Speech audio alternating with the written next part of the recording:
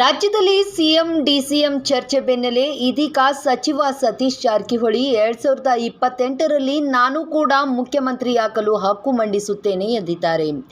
ಈ ಮೂಲಕ ಪರೋಕ್ಷವಾಗಿ ಸಿಎಂ ಹುದ್ದೆ ಮೇಲೆ ಕಣ್ಣಿಟ್ಟಿರುವ ಡಿಕೆ ಶಿವಕುಮಾರ್ ರವರಿಗೆ ಟಾಂಗ್ ಕೊಟ್ಟಿದ್ದಾರೆ.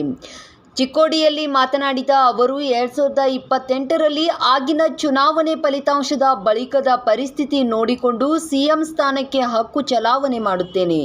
ಸದ್ಯ ಮುಖ್ಯಮಂತ್ರಿ ಬದಲಾವಣೆ ವಿಚಾರ ಮುಗಿದು ಹೋಗಿದೆ ಎಂದರು.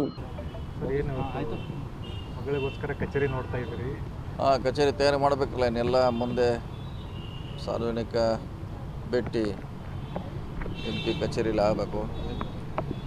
ಸೊ ಆದಷ್ಟು ಬೇಗ ರೆಡಿ ಮಾಡಿ ಇಲ್ಲೇನೋ ಮಾಡಬೇಕಂತ ಇವತ್ತು ವಿಸಿಟ್ ಮಾಡಿದ್ದೀವಿ ಅಷ್ಟೇ. ಮುಂಚೆ ಇದ್ದಲ್ಲೇ ಕಂಟಿನ್ಯೂ ಮಾಡೋದು? ಮುಂಚೆ ಅದು MP ಕಚೇರಿ ಅಂತ ಇದ್ದಾರೆ, ಅದನ್ನೇ ಮುಂದುವರಿಸ್ಬೇಕಷ್ಟೆ. ಈಗ ರಾಜ್ಯದಲ್ಲಿ ಸರ್ ಮುಖ್ಯಮಂತ್ರಿ ಬದಲಾವಣೆ ಚರ್ಚೆ ಜೋರಾಗಿ ನಡೀತಾ ಇದೆ. ಮಠಾಧೀಶರು ಬಹಿರಂಗವಾಗಿ ಇಲ್ಲ, ಅದಕ್ಕೆ ನಿನ್ನೆ ಅವರು ಹೇಳಿದರು, ಇಡೀ ಎಲ್ಲರೂ ಹೇಳೋದು ಮುಗೋದಾಗೈತಿ, ಇನ್ನು ಮತ್ತೆ ಅದನ್ನು ರಿಪೀಟ್ ಮಾಡೋದ್ರಾಗ ಅವಶ್ಯಕತೆ ಇಲ್ಲ. ನಿನ್ನೆ ಡೆಲ್ಲಿಯಲ್ಲಿ, ಬೆಂಗಳೂರಲ್ಲಿ ಎಲ್ಲರೂ ನಾವು ಹೇಳಿದೆ. ಸೊ ಅದು ಮುಗಿದ ದಿವಸ ಅದನ್ನು ಮತ್ತೆ ಮುಂದುವರಿಸೋದು ಅವಶ್ಯಕತೆ ಇಲ್ಲ. ಬೇರೆ ಬೇರೆ ಮತ್ತೆ ವಿಚಾರಗಳಿದೆ.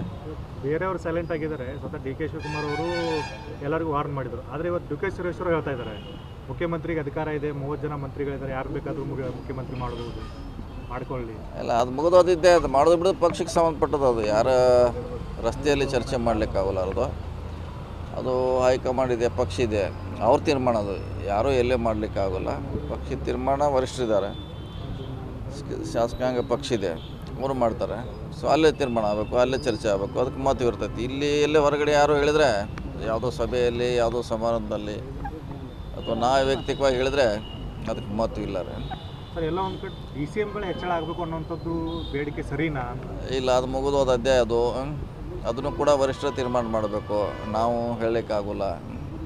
ಅದು ಚುನಾವಣೆ ಮುಂಚೆ ಇದರಲ್ಲಿ ಕೂಗಿತ್ತು, ಅದು ಹೇಳ್ತಾಯಿದ್ರು. ಮಾಡಬೇಕು ಬೇಡಬೇಕು ಅನ್ನೋ ವಿಚಾರ ಅದು ಕೂಡ ವರಿಷ್ಠರಿಗೆ ಸಂಬಂಧಪಟ್ಟದ್ದು.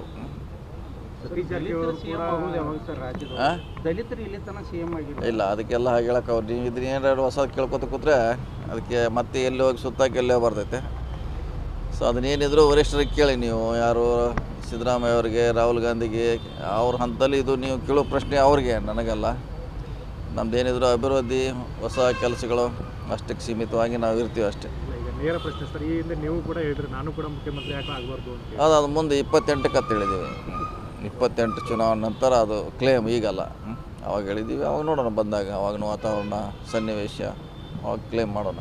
ಸರ್, ಬಹುಜನಗಳ ಬೇಡಿಕೆ ಚಿಕ್ಕೋಡಿ ಜಿಲ್ಲಾ ಅದಿದೆ, ನಮ್ಮದು ಕೂಡ ಡಿಮಾಂಡ್ ಇದೆ. ನಾವು ಸಾಕಷ್ಟು ಸರಿ ಅದರ ಪರವಾಗಿ ದನಿ ಎತ್ತಿದ್ದೀವಿ. ಆಗಲೇಬೇಕಂತ. ಬರಲಿ, ಅವಕಾಶ ಬಂದಾಗ ಅದನ್ನ ಪಡೀಲಿಕ್ಕೆ ಪ್ರಯತ್ನ ಮಾಡೋಣ. ಬಂದೇ ಬರ್ತೈತಿ, ನಮಗೆ ವಿಶ್ವಾಸ ಇದೆ. ಆದರೆ ವೇಟ್ ಮಾಡಿ.